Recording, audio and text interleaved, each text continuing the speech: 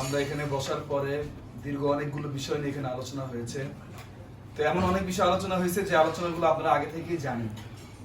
তো আসলে মুমিনের চরিত্র হলো এবং সাহাবায়ে কেরামদেরও চরিত্র ছিল, তারা একটা আমল সম্পর্কে জানতেন, তারপরও পরস্পর সেই আলোচনায় আবারও করতেন।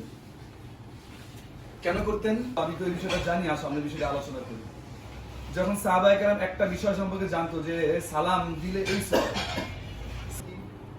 সাহাবায়ে কেরামগণ সেই আমলটা তারা আলোচনার পাশাপাশি তারা আমল করার পাশাপাশি যত বেশি নিজেদের মধ্যে আলোচিত করা যায়, যত বেশি নিজেদের মধ্যে চর্চা করা যায়, সেই দিকটাকে লক্ষ্য করে কাজ করছেন। মানুষের সাথে চলাফেরা করি যে আসলে দিনের বিষয়গুলো নিয়ে আলোচনা হয় না বিধায় আমাদের জন্য অনেক সময় অনেক ভালো কাজ করার ইচ্ছা থাকলেও করে হয়ে ওঠে না। যে আসলে থাকি যে একটা পরিবেশে ভালো বিষয় আলোচনা করলে আমাদের দ্বারা ভালো কাজ হওয়া সম্ভব। তো যে আলোচনাগুলো করেছে সেই আলোচনাগুলো আপনারাও জানেন। আমরা ক্ষেত্র নিয়ে আলোচনা করব। একটা ক্ষেত্র হলো গিয়ে যে ইসলামী রাজনীতি। আমি অল্প সময়ে কথা শেষ করে দেব। ইসলামী রাজনীতি।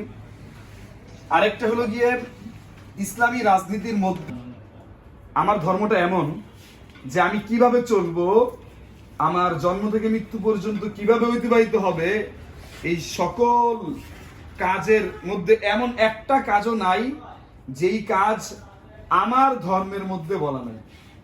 আমার ধর্মটা এত দামি, এত গৌরবান্বিত আমি একজন মুসলমান হিসেবে।